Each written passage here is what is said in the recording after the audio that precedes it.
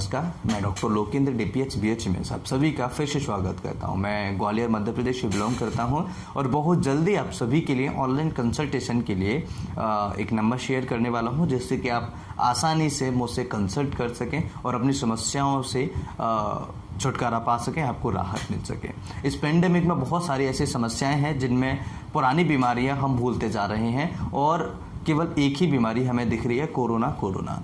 इसकी वजह से हम काफ़ी सारी हमारी लाइफ अफेक्ट हो चुकी है, लेकिन इसे हम नज़रअंदाज भी नहीं कर सकते क्योंकि प्रॉब्लम्स है, इसीलिए लोग परेशान हैं, हम भी परेशान हैं, आप भी परेशान हैं।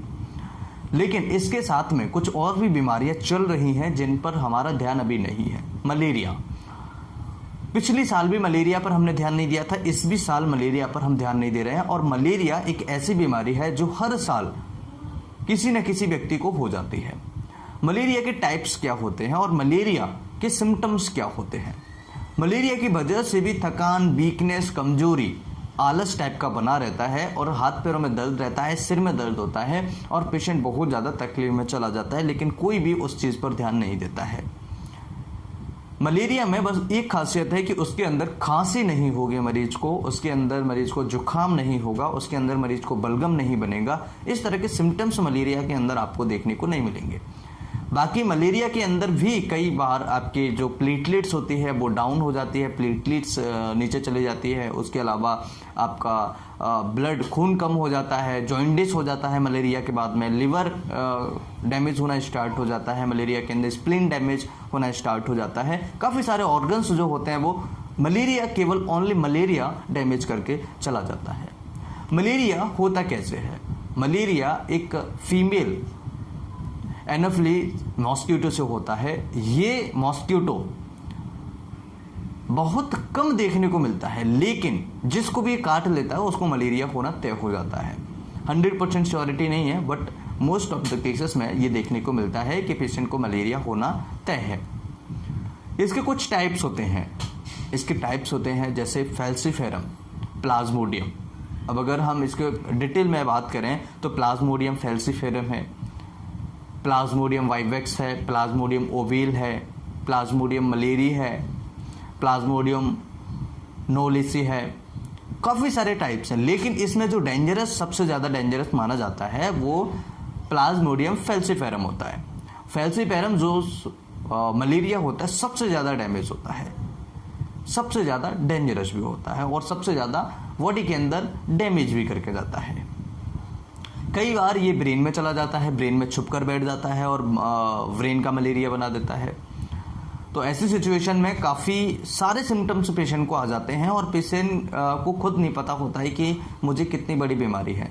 ब्रेन में अगर जाकर के मलेरिया बैठ गया या लिवर में अगर जाकर के छिप गया तो ये मलेरिया बहुत ज़्यादा प्रॉब्लम क्रिएट करता है, बहुत ज़्यादा पेशेंट को परेशान कर देता है। उसके बाद काफ़ी सारी दवाइयाँ, करीबन 15 दिन तक, एक महीने तक दवाइयाँ इसकी चलती है, तब जाकर ये ठीक होता है। और कई बार तो पहचान में ही नहीं आता है। क्यों? क्योंकि इसके सिम्टम्स जो होते हैं और यूरिनरी सिस्टम के सिम्टम्स जो होते हैं वो कभी कभार मैच कर जाते हैं, कभी कभार के ज़्यादातर मैच कर जाते हैं। एक केस मैं आपको बताना चाहूँगा। हम हॉस्पिटल में थे और हॉस्पिटल में एक पेशेंट हमारे पास ऐसा आया था जिसको यूटीआई की प्रॉब्लम्स थी, उसको मलेरिया नहीं था और उस पेशेंट को सिम्टम्स टोटली मलेरिया के आ रहे थे। और जब पेशेंट का टेस्ट कराया तो मलेरिया नहीं था मरीज को, तो हमने सोचा कि हो सकता है पेशेंट को क्लिनिकल मलेरिया हो, लेकिन क्लिनिकल मलेरिया भी नहीं था उस पेशेंट को और उस पेशेंट को कंप्लेंट्स बराबर आ रही थी। पेशेंट फीमेल था और हम उसको पूछ रहे थे कि क्या आपको कोई ऐसी प्रॉब्लम है? उस पेशेंट ने बोला कि नहीं। तो जब हमने फिर उसको बोला कि आप यूरिनरी सिस्टम, जो यूरिनरी के टेस्ट होते हैं, यूरिन टेस्ट होते हैं, कल्चर होता है, उसे कराइए। तो उसमें देखने को मिला कि यूरिनरी सिस्टम का इन्फेक्शन उस मरीज को था, उसकी वजह से मलेरिया के सिम्टम्स आ रहे थे। उसकी वजह से मलेरिया के सिम्टम्स नहीं, यानी मलेरिया जैसे सिम्टम्स आ रहे थे। कैसे? फीवर आना, ठंड लगना, पसीना भी आना। कई बार उसमें पेशेंट को कई बार पसीना आता है थकान, वीकनेस टाइप की होना, इस तरह के सिम्टम्स उसमें देखने को मिल रहे थे, लेकिन मलेरिया उस पेशेंट को नहीं था, यूरिनरी का इन्फेक्शन। तो इसमें थोड़ा सा कन्फ्यूजन रहता है, हमेशा याद रखिएगा जब भी हमारे पास कोई पेशेंट आता है या हम पेशेंट देख रहे हैं या हमारे आसपास कोई पेशेंट है तो उसको मलेरिया नहीं है लेकिन फिर भी उसको ठंड, राइगर, ऐसी प्रॉब्लम्स आ रही है, फीवर आ रहा है, तो एक बार यूरिनरी सिस्टम जरूर उसका चेक करवा लेना चाहिए और यूरिनरी के सिस्टम जो टेस्ट होते हैं वो जरूर करवा लेना चाहिए, यानी पेशाब की नली के जो टेस्ट होते हैं वो जरूर करवा लेना चाहिए, जिससे पता लगे कि कहीं पेशेंट को यूरिनरी सिस्टम का कोई इन्फेक्शन तो नहीं था। तो मलेरिया जो सबसे ज़्यादा डेंजरस होता है वो फैल्सीफेरम होता है, और सबसे ज़्यादा होता भी यही है, फैल्सीफेरम होता है या फिर वाइवेक्स होता है या फिर मलेरिया देखने को मिलता है, कहीं कहीं पर ओविल भी है। तो ये मलेरिया के टाइप्स हुए। अब सिम्टम्स क्या होते हैं? बुखार आना, हाथ पैरों में दर्द होना, सिर में दर्द होना और ठंड लगना, बुखार ठंड के आना, ये अलग अलग टाइप्स के होते हैं। किसी में आज बुखार आ रहा है 2 दिन बाद आएगा, किसी में आज आया शाम को फिर आ जाएगा, किसी में आज आया फिर कल आएगा। तो इस तरह के सिम्टम्स आपको मलेरिया के अंदर देखने को मिलेंगे। नंबर 1 फीवर यानी बुखार आना, बुखार के साथ में ठंड लगना, इसके साथ में सिर में दर्द होना, हाथ पैर में दर्द होना, कमजोरी होना, वीकनेस होना, थकान होना, इस तरह के सिम्टम्स आपको मलेरिया के अंदर देखने को मिल सकते हैं। कई बार जब आप लेट डायग्नोसिस करते हैं तो इसमें कई सारे सिम्टम्स आपको देखने को मिल जाते हैं, जैसे कि तिल्ली का बढ़ना, लिवर पर सूजन होना या तिल्ली पर सूजन होना, इस तरह के सिम्टम्स भी आपको देखने को मिल जाते हैं। मेडिसिन की बात करें तो क्या क्या मेडिसिन इसमें हम ले सकते हैं? चाइना सबसे फर्स्ट मेडिसिन है, चाइना 200 मेडिसिन, या फिर आप मदर टिंचर फॉर्म में लेके आइए। Mother tincture form is the best solution. Mother tincture form में जैसे आप लेके आएंगे तो आपको करना कुछ नहीं है, आधे कप पानी में आपको 20 ड्रॉप्स सुबह, 20 ड्रॉप्स शाम को आपको लेनी है, यानी कि आधा कप पानी लिया उसमें 20 ड्रॉप्स डाले, सुबह पी लिया और इसी तरीके से आपको शाम को पी लेना है। आप देखेंगे कि बहुत जल्दी आपकी मलेरिया की जो शिकायत थी वो ठीक होने वाली है।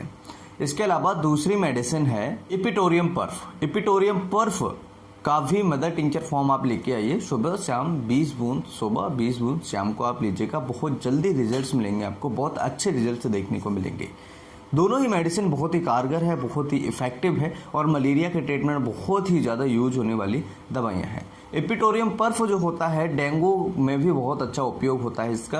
प्लेटलेट्स कम होना, ये प्लेटलेट्स के लिए रामबाण औषधि है। अगर किसी की प्लेटलेट्स कम हो रही है तो एपिटोरियम पर्फ 200 पोटेंशियम में दिन में 3 बार, सुबह, दोपहर और शाम को कम से कम 10 बूंदें आप देंगे आधे कप पानी में। आप देखेंगे कि प्लेटलेट्स इतनी स्पीड से बढ़ेंगे उस पेशेंट की कि पेशेंट को कोई सीवियरिटी नहीं बनेगी, कोई पेशेंट को सीवियर नहीं होगा।